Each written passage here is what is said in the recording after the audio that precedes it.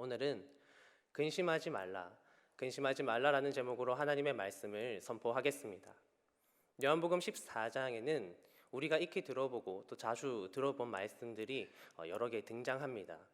오늘 한 절의 말씀을 읽었지만 이 14장의 내용들을 저희가 함께 살펴볼 텐데, 이 중에는 예수님께서 말씀하신 내가 곧 길이요 진리요 생명이니라는 말씀도 있고, 또 우리가 예수님과 같은 일을 하며 예수님보다 더 큰 일도 하게 될 것이다 라는 말씀이 이 요한복음 14장에 있습니다.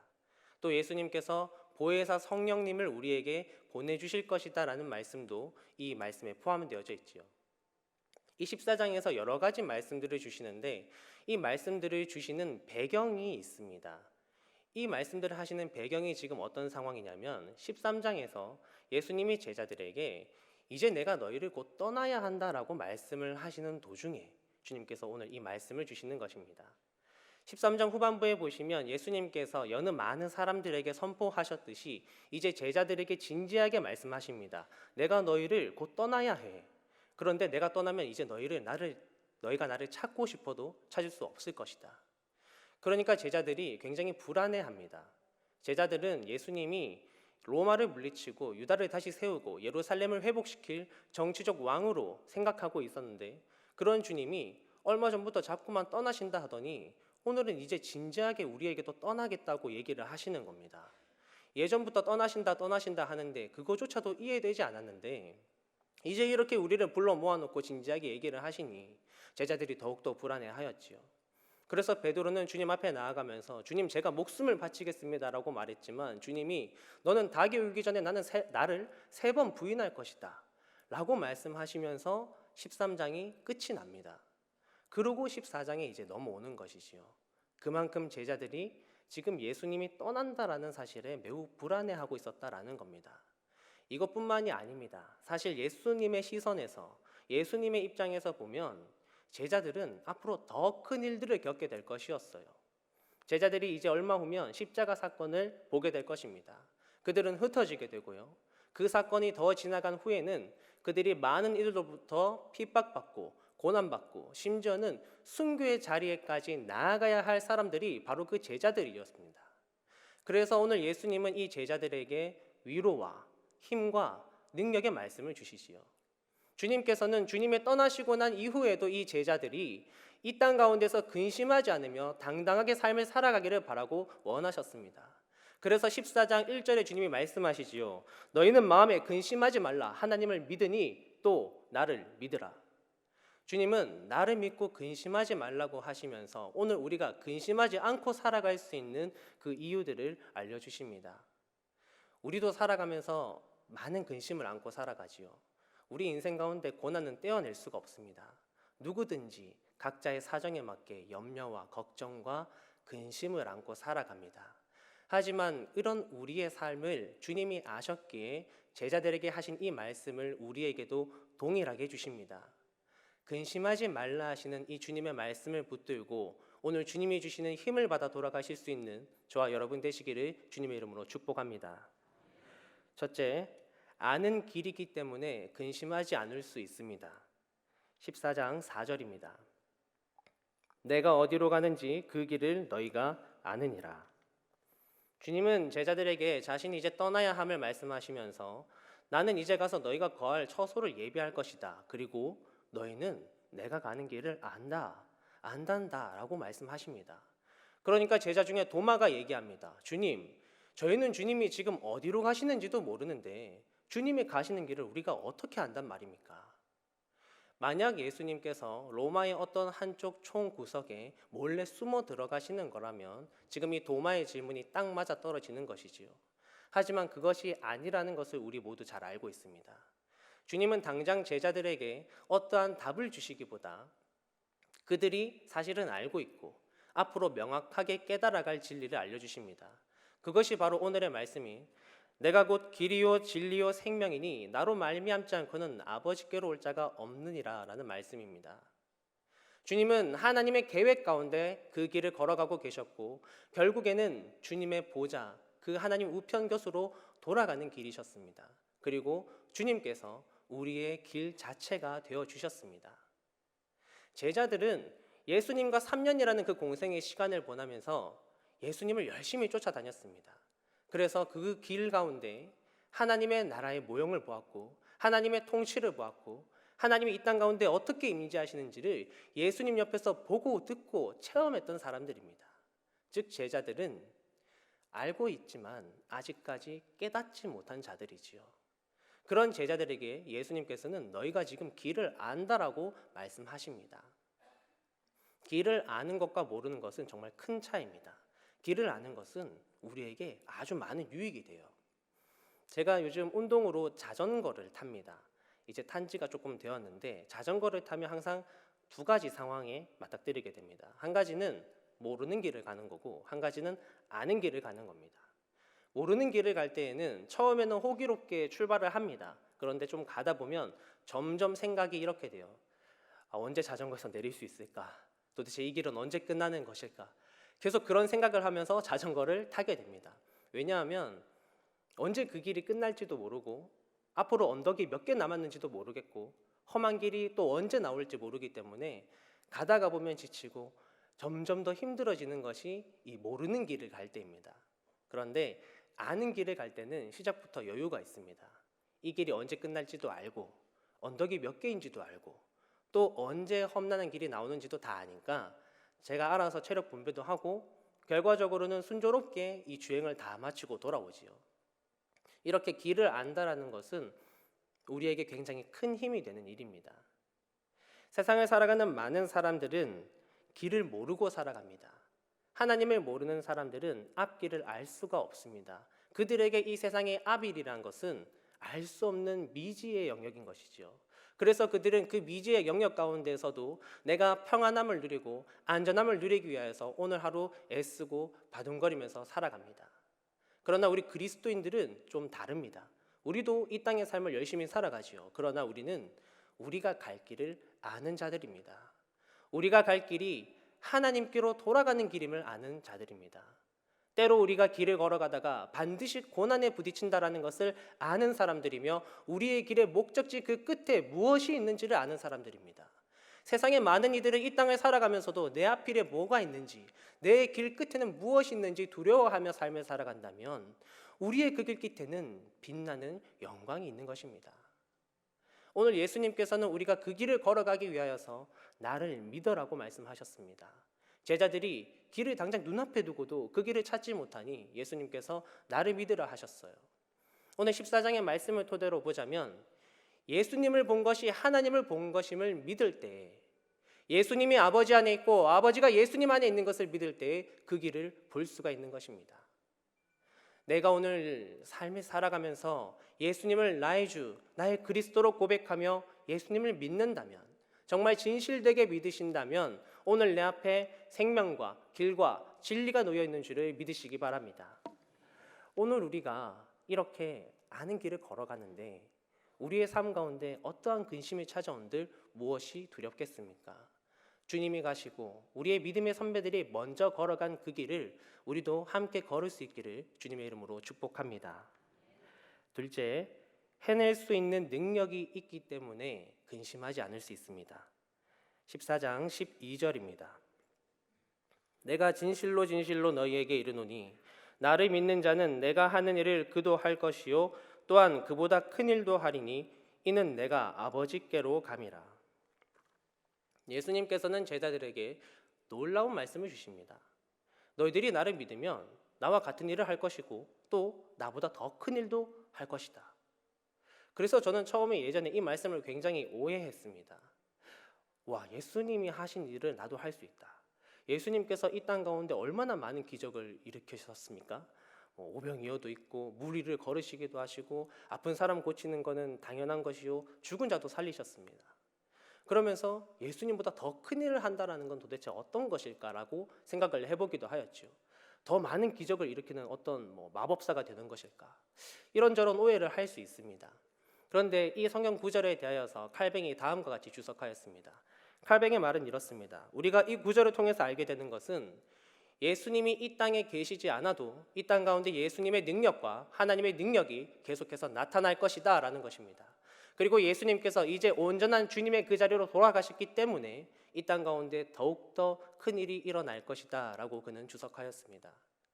그의 이 하나님의 은혜 가운데 내린 통찰력은 정확히 적중하였습니다. 주님이 비록 제자들과 육적으로 함께 계시지는 않았지만 제자들은 이후에 주님과 같은 기적들을 보이기 시작했습니다. 맹인을 눈뜨게 하고 앉은 뱅이를 일어서게 하였죠. 그리고 더 나아가서 이 땅 가운데 복음이 선포되어지기 시작했습니다. 세계 가운데 기독교가 서고 교회가 서게 되는 놀라운 일이 일어났습니다. 예수님은 주님이 없으면 우리는 이제 망했다라고 생각할 수 있는 그 제자들에게 너희 안에 행할 수 있는 능력이 있다라고 말씀해 주셨습니다. 너희가 나를 믿으면 나의 능력을 보게 될 것이다.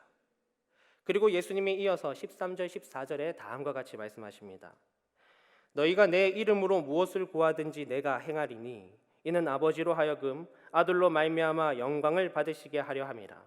내 이름으로 무엇이든지 내게 구하면 내가 행하리라. 해낼 수 있는 능력이 어디로부터 오는지 우리에게 구체적으로 알려주십니다. 해낼 수 있는 능력은 오직 우리가 예수님의 이름으로 기도할 때에 우리에게 주어지는 것이지요. 내 삶에 어려움이 있고 고난이 있고 내 힘으로 할 수 없을 때, 그래서 포기하고 싶고 돌아서고 싶을 때 예수님의 이름으로 기도하시기 바랍니다. 그때 예수님이 행하시기 때문입니다. 우리의 힘으로 하는 것이 아닙니다. 우리의 힘, 내 힘으로부터 솟아나는 것이 아니라 우리의 모든 능력은 예수님의 이름으로 기도할 때 솟아나는 것임을 믿으시기 바랍니다. 그래서 우리는 이제부터 기도할 때 이렇게 생각할 수 있습니다. 내가 예수님의 이름으로 기도합니다. 아멘이라고 할 때마다 주님이 지금부터 일하시는구나. 주님이 지금부터 나에게 힘 주시는구나. 주님께서 지금부터 나에게 행할 수 있는 능력을 주시는구나라고 우리는 소망을 품고 살아갈 수 있습니다. 그래서 우리는 이러한 찬양을 부릅니다. 제가 찬양을 한 곡 불러보겠습니다. 예수의 이름으로 나는 일어서리라. 주가 주신 능력으로 나는 일어서리라. 원수가 날 향해 와도 쓰러지지 않으리. 주가 주신 능력으로 주가 주신 능력으로 주가 주신 능력으로 일어서리. 주님이 우리에게 해낼 수 있는 능력 주십니다. 그것을 믿으시고 근심하지 않을 수 있기를 간절히 바랍니다. 주님의 제자들의 삶을 꼭 기억하십시오. 그들은 보잘것없는 사람들이었습니다. 하지만 그들이 예수님의 이름으로 기도하고 예수님의 능력을 받았을 때 그들은 100명, 200명, 아니 1000명, 3000명 가운데에서도 예수님의 이름을 당당하게 증언하였습니다. 그들이 수천 미터, 수천 킬로미터를 이동하면서도 지치지 않았고 수많은 세상의 사람들이 너 그렇게 살아서 되겠어? 너 그렇게 살아서 어떤 게 얻어지는 건데? 너 그렇게 산다고 해서 누가 알아줘라고 아무리 얘기하여도 흔들리지 않고 끝까지 주님이 맡기신 제자의 사명을 완전히 완수해내었습니다. 오늘 우리가 예수님의 이름으로 기도하며 나아갈 때에 우리의 모든 근심 이겨내고 제자의 사명을 감당할 수 있음을 믿으시기 바랍니다. 셋째, 혼자가 아니기에 근심하지 않을 수 있습니다. 14장 18절입니다. 내가 너희를 고아와 같이 버려두지 아니하고 너희에게로 오리라. 주님은 사랑하는 제자들의 걱정을 왜 안 하셨겠습니까? 이 제자들이 앞으로 고난당하고 고문당하고 핍박당하고 심지어는 순교도 해야 되는데 이 제자들을 왜 염려하지 않으셨겠어요?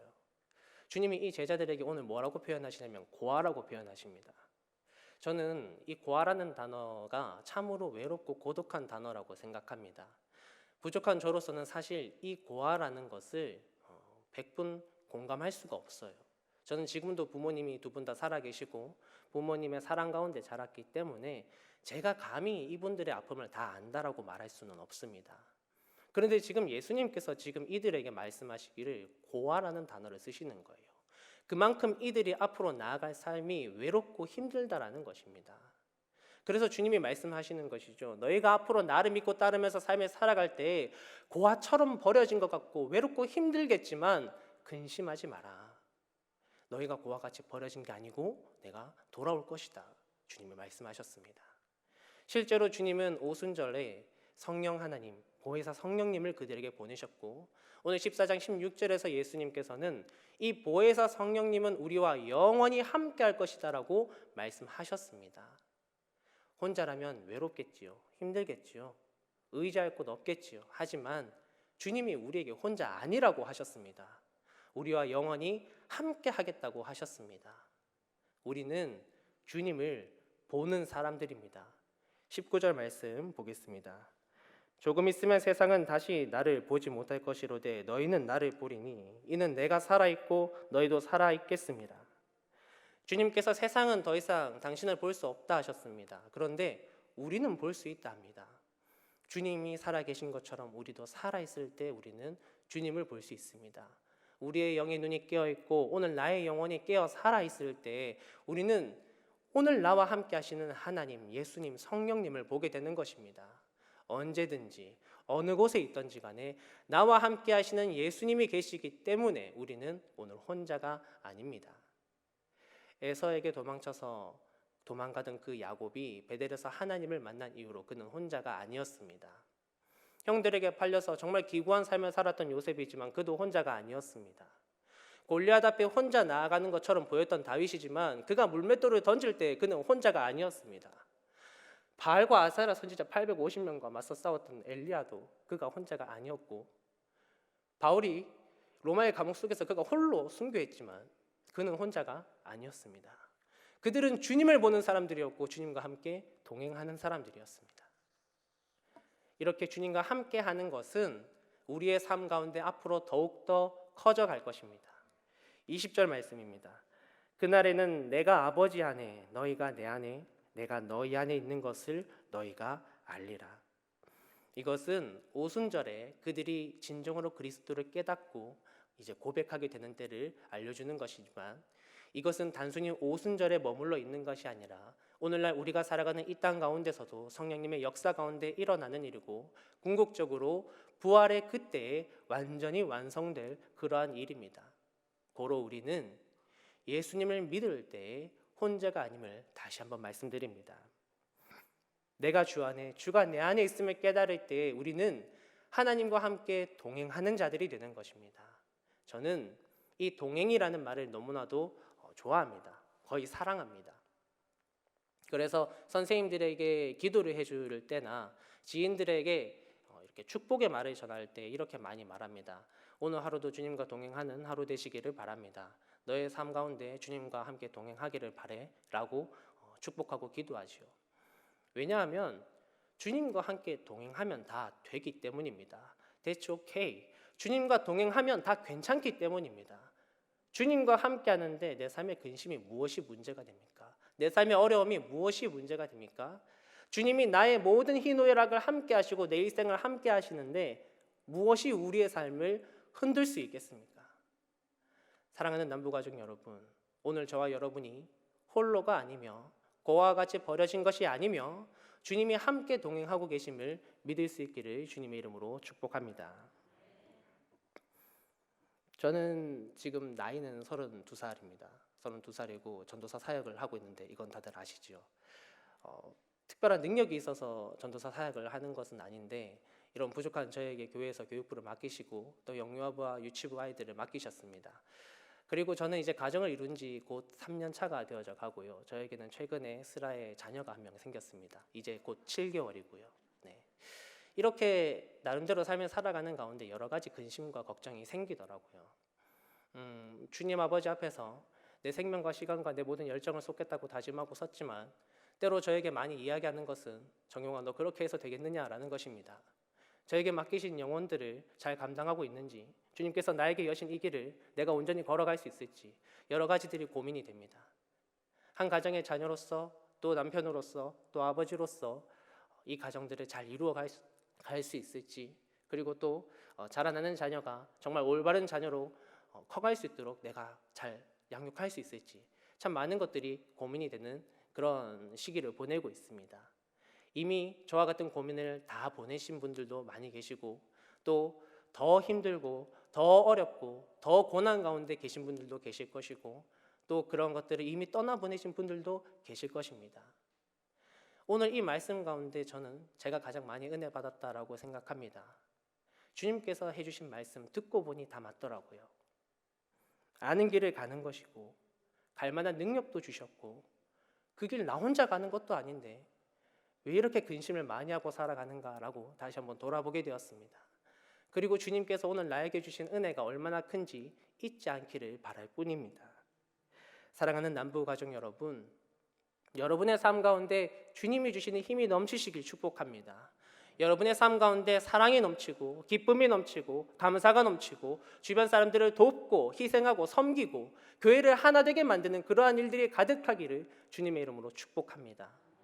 우리의 삶 가운데 어쩔 수 없이 다가오는 근심, 걱정, 염려들이 있겠지요. 하지만 그 모든 것 오늘 주님이 근심하지 말라 하셨고 다 이겨낼 수 있을 것이라고 말씀하십니다. 주님이 가신 그 길, 우리가 이미 알고 있는 그 길 함께 걸어가며 주님이 주신 능력으로 해내고 그리고 주님과 함께 동행할 수 있는 저와 여러분 되시기를 주님의 이름으로 축복합니다. 기도하겠습니다. 우리에게 근심하지 말라 하신 하나님 감사합니다. 우리는 수시때때로 근심하고 염려하고 주님 앞에 불안해합니다. 하지만 주님, 이제 주님께서 우리와 함께 하심을 알고 주님께서 우리에게 능력 주심도 알고 주님이 우리의 길을 보이심도 이제 압니다. 하나님, 이 땅 가운데 아무리 힘들고 어렵고 눈물 나는 일이 있더라도 주님 그 가운데 열매 맺는 우리 모두가 되게 하여 주옵소서. 그 가운데 우리가 주님을 바라보며 그 속에서도 감사하고 기뻐하고 다른 이들에게 예수 그리스도의 형상을 나타낼 수 있는 그런 주님의 제자들이 되게 하여 주옵소서. 한 주를 살아갑니다. 이 한 주를 살아갈 때 주님 주신 능력으로 살아가게 하시고 오직 그리스도인으로서 그 본분을 다하며 삶을 살아갈 수 있는 그렇게 주님과 동행할 수 있는 우리 여기 계신 모든 주님의 자녀들 되도록 인도하여 주옵소서. 감사드리며 모든 것 살아계신 예수님 이름으로 기도드립니다. 아멘.